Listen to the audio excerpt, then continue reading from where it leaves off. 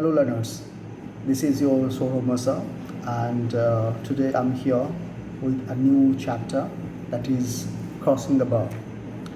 Before I just come to this poem and the discussion of the poem, let me tell you that one change which has occurred in my channel, YouTube channel, that I have changed the name of my channel and here is a new name, that Soromasa, the Indian English teacher. Okay, so this is the new channel and I would like to tell my learners that you can share this video as much as possible, definitely after watching it by yourself.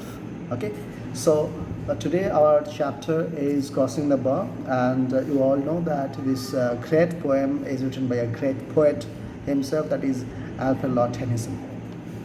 Today I'm going to discuss about the poem in you can say in detail. Okay, so if you watch the entire video you'll get a clear idea about this entire poem.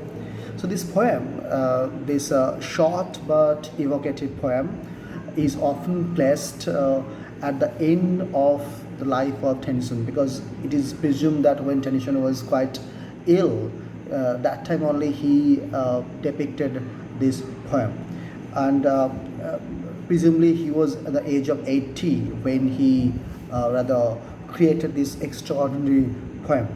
Now this poem opens by evoking the fall of night, a reference to the poet being in the twilight of the years.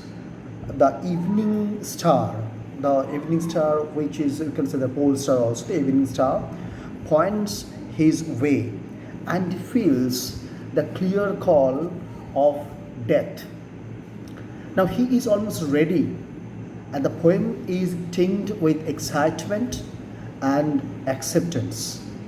He expects the tide will be full, carrying him smoothly and peacefully out of life, just as it carried him in.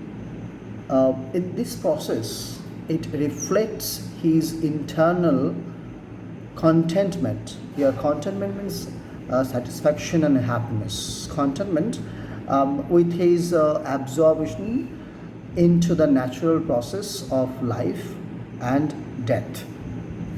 There should be no mourning, as it is said by the poet himself, that he didn't want that people should feel pain, they should express their sadness, grief after the death of the poet. So he didn't want that noisy mourning which normally occurs after the death of a near and dear one. So poet really wanted not to have that kind of scenario after his death. In the last two stanzas of the poem, the time has come. It has been shown like that the time has come, and it is moments away from darkness. He expects no sadness, whether it is his or that of others, when he departs. So he didn't want the sadness in the people who were really dear to even the poet. He didn't want them to be sad after the death of the poet. And the reason not to mourn is that he has hope to see his pilot. And pilot, in the poem you have read, the P is given in capital letter. That is the God, the supreme God, the Almighty Lord, whatever you can call. He is the pilot. And the poet wanted to meet his pilot face to face once he has passed into the afterlife. So here is the belief of afterlife that has been portrayed in this poem. So many critics and readers have observed this poem contains many of the same themes and images that the poet has used throughout his verse. There is the sea voyage, okay, the sea voyage and the solitary mariner. The poet is a sole traveler, rather he is a sole passenger traveling on the ship, on the boat. And the patterns of life and death and the settings, and these are all looking bits very similar, which the critics have found.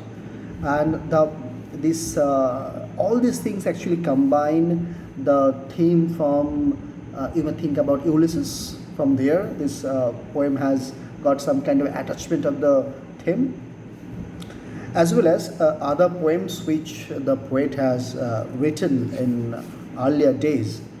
Basically, this poem, this Crossing the Bar, it expresses that death is peaceful and natural, which we need to accept that death is natural. And it is a welcome and you can say a fitting pause to a life lived well, a life which is lived well. And that person who lived well, he or she is not worried about death. He or she not at all worried about death. Rather, he is or she is going to embrace it, embrace the death.